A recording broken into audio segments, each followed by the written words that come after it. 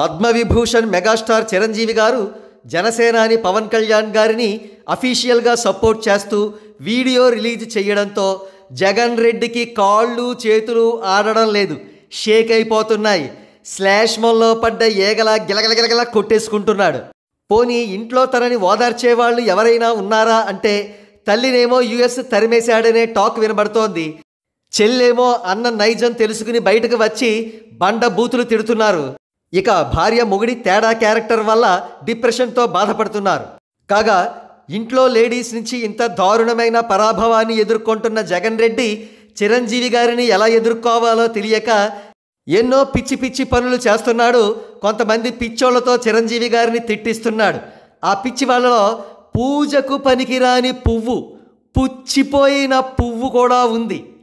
ఆ పువ్వు ఎందుకు బతుకుతుందో, ఏ విధంగా బతుకుతుందో, ఎలాగ 24 గంటలు తన బ్రతుకుని ఈడుస్తుందో తనకే తెలీదు. ప్రతిరోజు రాత్రి ఒళ్ళు అమ్ముకుంటేనే కానీ పొట్టగడవని స్థితి ఆ పుచ్చిపోయిన పువ్వుది. ఆ పువ్వు ఇలా బరి తెగించడానికి కారణం దానిని ప్రేమగా ఆప్యాయంగా దగ్గరికి తీసుకునేవాళ్ళు, ఓదార్చేవాళ్ళు ఒక్కరు కూడా తన జీవితంలో లేరు. అందుకే ఈ ప్రపంచం మీద, సమాజం మీద, గొప్ప గొప్ప వ్యక్తుల మీద పడి ఏడుస్తూ ఉంటుంది, వారిని బూతులు తిడుతూ ఉంటుంది ఆ పుచ్చిపోయిన పువ్వు. అలా పుచ్చిపోయిన పువ్వుల్ని ఉపయోగించుకుంటూ జగన్ రెడ్డి మరింతగా తన క్యారెక్టర్ని పుచ్చిపోయేలా చేసుకుంటున్నాడు.